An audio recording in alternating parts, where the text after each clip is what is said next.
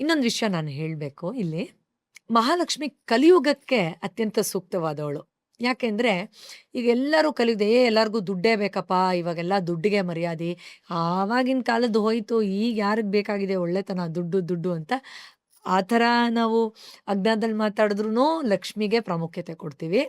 ಅಥವಾ ಅಯ್ಯೋ ದುಡ್ಡೆಲ್ಲ ಮುಖ್ಯ, ವಾಸ್ತವದಲ್ಲಿ ನಾವು ಒಳಗಡೆಯಿಂದ ಬೆಳಿಬೇಕು, ಆನಂದ ಇರಬೇಕು, ಆ ಥರ ಮಾತಾಡಿದ್ರೂ ನಾವು ಆ ಮಹಾಲಕ್ಷ್ಮಿಯ ಆ ನಿಜವಾದ ಆ ಜ್ಞಾನದ ಬಗ್ಗೆನೇ ಮಾತಾಡ್ತೀವಿ. ಸೊ ಯಾಕೆ ಅಂತಂದ್ರೆ, ನಮಗೆ ತುಂಬ ದೊಡ್ಡದಾಗಿ ಕಾಡೋದು ಆರೋಗ್ಯದ ವಿಷಯದಲ್ಲಿ ಅಥವಾ ನೆಮ್ಮದಿಯ ವಿಷಯದಲ್ಲಿ ಅಂದರೆ ಭಯ.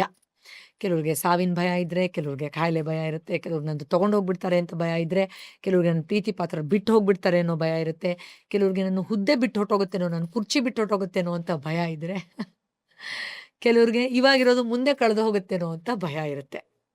ಈ ಭಯ ಯಾಕೆ ಬರುತ್ತೆ ಅಂದರೆ, ಎಷ್ಟೋ ಸತಿ ಪೂರ್ವ ಜನ್ಮದ ಕರ್ಮಗಳಿಂದ ನಕಾರಾತ್ಮಕ ಆಲೋಚನೆಗಳು ಅಥವಾ ಭಯಗಳು ಬರ್ತಾ ಇರುತ್ತೆ.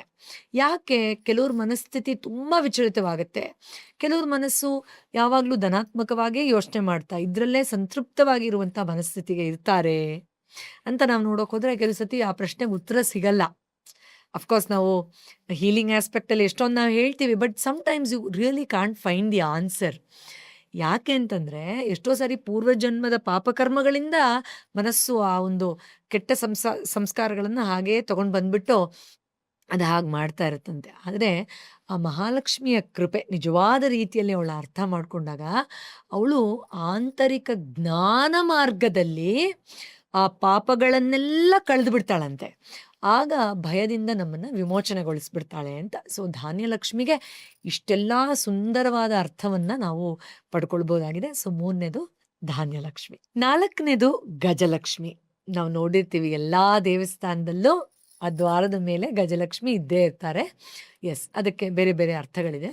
ಬಟ್ ಇಲ್ಲಿ ಈ ನಿಟ್ಟಿನಲ್ಲಿ ನಾವು ನೋಡ್ತಾ ಹೋದ್ರೆ 2 ಗಜ, ಅದು ದೇವಿಯ ಮೇಲೆ ಆ ಒಂದು ಪವಿತ್ರವಾದ ನೀರನ್ನ ಅಥವಾ ಚಿನ್ನದ ನಾಣ್ಯಗಳನ್ನ ಸುರಿಸೋದು ಇತ್ಯಾದಿ ಇತ್ಯಾದಿ ಚಿತ್ರಪಟಗಳಲ್ಲಿ ನಾವು ನೋಡಿರ್ತೀವಿ.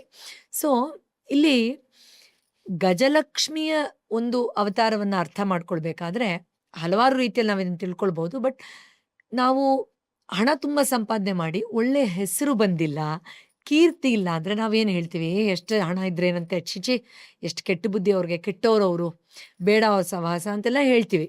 ಸೊ ಆ ಒಳ್ಳೆ ಹೆಸರು, ಕೀರ್ತಿ ಸಂಪಾದನೆಯೂ ಕೂಡ ಲಕ್ಷ್ಮಿದೇ ಒಂದು ಭಾಗ. ಇನ್‌ಫ್ಯಾಕ್ಟ್ ಮೋಸ ಮಾಡಿ, ದ್ರೋಹ ಮಾಡಿ, ನಾಟಕ ಮಾಡಿ, ಸುಳ್ಳು ಹೇಳಿ ಹಣ ಸಂಪಾದನೆ ಮಾಡಿರೋರ್ಗೆ ಜನಬಲ ಬೇಕು.